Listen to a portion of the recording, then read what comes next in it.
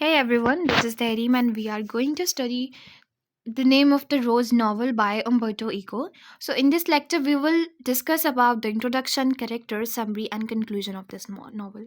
So let's move towards our first slide, that is the introduction.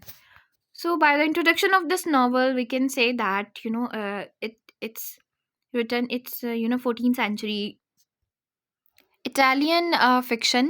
और ये किस में इसकी सेटिंग की बात करें, ये मोनेस्ट्री की सेटिंग है। मोनेस्ट्री होता है एक रिलीजियस बिल्डिंग या एक घर जो कि मंक्स को दिया जाता है, मंक्स वहाँ पर रहते हैं। ये 1980 में लिखा गया था, ठीक है। और ये जो इसकी सेटिंग है ना, ये बहुत एक सिग्निफिकेंट रोल प्ले करती है नॉवल के अंदर। ये एक्चुअली ये जो हमारा राइटर है ना, उम्बर्टो इको, इसने ये नॉवल जो है एक ब्लेंड है, एक किस चीज़ का, हिस्टोरिकल मिस्ट्री का और फिलोसफिकल फिक्शन का।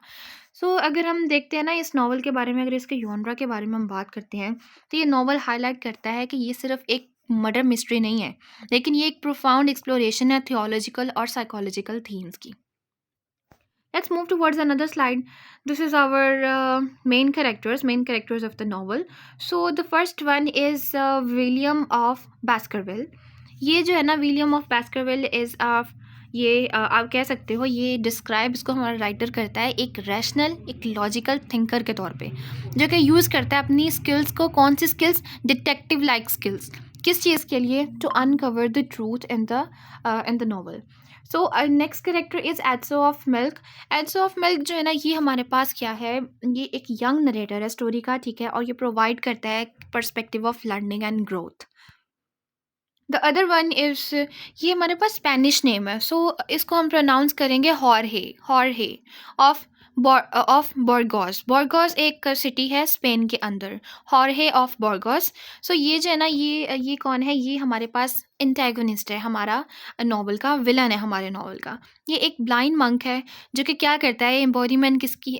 ये फियर ऑफ चेंज की और suppression of knowledge. The last character other monks. इस ये जो है ना, हमारा राइटर इसको ब्रीफली मेंशन करता है कि ये रिप्रेजेंट करते हैं वेरियस कॉन्फ्लिक्ट्स को। कौन सी conflicts? Conflicts of faith, power and morality within the monastery. Okay, let's move towards the summary of this novel.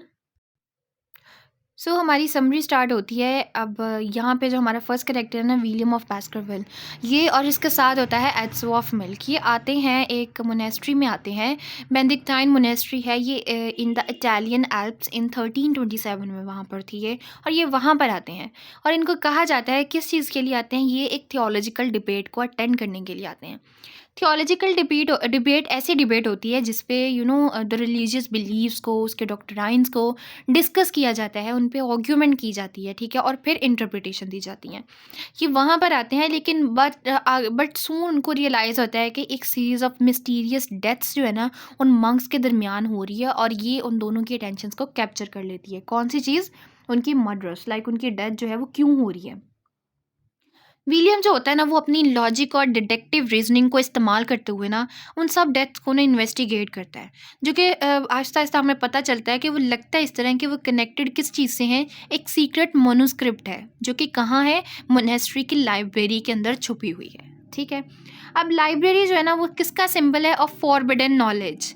और उसको क्या किया जाता है? उसको is guarded by strict rules and secrecy. उसको लाइक लाइब्रेरी में जाने के लिए भी एक स्ट्रिक्ट रूल्स हैं, ठीक है। तो मार्क्स जो है, उनके मुताबिक लाइब्रेरी जो है ना, वो एक हॉली चीज़ है, तो उसको हम इस चीज़ में नहीं लेके आ सकते। और मंक्स ना सस्पेक्ट करते हैं कि ये जो मर्डर हो रहे हैं ना, ये क्यों हो रहे हैं? ये कोई विच क्राफ्टिंग है, कोई काला जादू कर रहा है यहाँ पर, ठीक है। या फिर हो सकता है, वो कहते हैं, ये इवन डिवाइन पनिशमेंट भी हो सकती है, कि हो सकता है गॉड की तरफ से हमें ये पनिशमेंट हो। या वो ये भी कहते हैं कि लेकिन जो विलियम जो है ना, वो क्या करता है कि वो अप्रोच कर लेता है the mystery with scepticism and reason. जैसे ही विलियम और एड्सो जो है ना, वो क्लूज़ को अनकवर करते रहते हैं, तो वो ना ये भी उनको ये वो लर्न करते हैं कि ये जो डेथ्स जो है ना, ये किस चीज़ से टाए हैं। ये जो मोनेस्ट्री के अंदर हिडन कॉन्फ्लिक्ट्स है ना, नॉलेज, पावर और फेथ पर, ये इस चीज़ से अब कनेक्टेड है, ठीक है।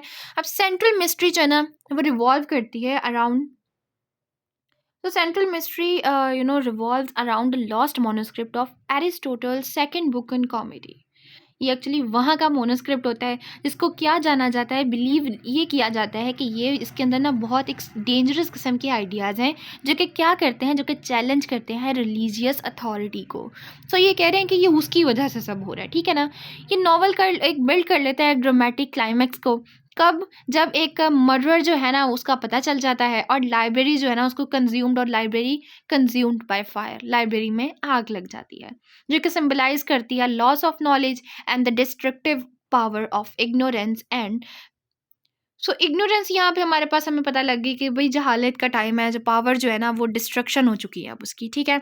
अब स्टोरी जो है ना वो कंबाइन कर लेती है एलिमेंट ऑफ मिस्ट्री को, फिलोसफी को और हिस्ट्री को, जो कि थीम्स को एक्सप्लोर करती है, like nature of truth, the clash between reason, faith and the power of books and ideas. Let's move towards the conclusion of this novel. So, before conclusion, we will discuss the themes of this novel. The first theme is knowledge and power. So, इस theme से हमें पता चलता है कि the control of knowledge as a source of power. Faith and reason इसका theme है, जो कि टेंशन किस चीज़ की थी, between religious dogma and logic. The third one is truth and interpretation. अब क्वेश्चनिंग की जा रही थी एब्सोल्यूट ट्रूथ के ऊपर, ठीक है। द लास्ट वन अगर हम इसकी बात करें तो एक और थीम जो है द रोल ऑफ बुक्स। अब रोल जो बुक्स का रोल था ना वो इस नॉवल में बहुत सिग्निफिकेंट था। क्यों? क्योंकि सिंबल्स जो थे ना of dangerous ideas and forbidden knowledge, ये जो है ना उन बुक्स के अंदर था। So forbidden knowledge is some like उनके मुताबिक वो जो एरिस्टोटल की बुक क्या थी, वो एक कॉमेडी का तो मोनोस्क्रिप्ट था, जो कि क्या कर रही थी रिलीजियस बिलीव्स पे as you know as something like mockery, वो उसका मजाक उड़ा रही थी। सो उनके मुताबिक ये फॉरबिडन नॉलेज है, आप इसको नहीं पढ़ सकते, ये फॉरबिडन है, ये मना किया गया है। क्यों? क्योंकि ये हमारे बिलीव्स को चैलेंज कर रही है। सो ये बुक्स का रोल बहुत सिग्निफिकेंट था इस नॉवल के अंदर। और अगर हम इस नॉवल की एंडिंग और क्लाइमैक्स के बारे में बात करते हैं ना, तो जो एक डेथ्स हो रही थी, किसकी वजह से हो रही थी, मॉन्यूस्क्रिप्ट की वजह से, वो भी एक क्लाइमैक्स था नॉवल का। और वो जो लाइब्रेरी का जल जाना, like loss of knowledge in a dramatic fire. So उसके बाद हम देखते हैं द कॉस्ट ऑफ सप्रेशन हो जाती है, किस चीज़ की, ट्रूथ की सप्रेशन हो जाती है। See this is some kind of reflection. तो अगर हम इसकी लेगेसी के बारे में बात करें ना, तो ये एक widely acclaimed as a modern classic adaptation. ये इसकी मूवी भी बाद में बनाई गई थी इस पे, ठीक है। फिर ये कॉम्बिनेशन किस चीज़ की थी हमारे पास, हिस्ट्री की, मिस्ट्री की और फिलोसफी की।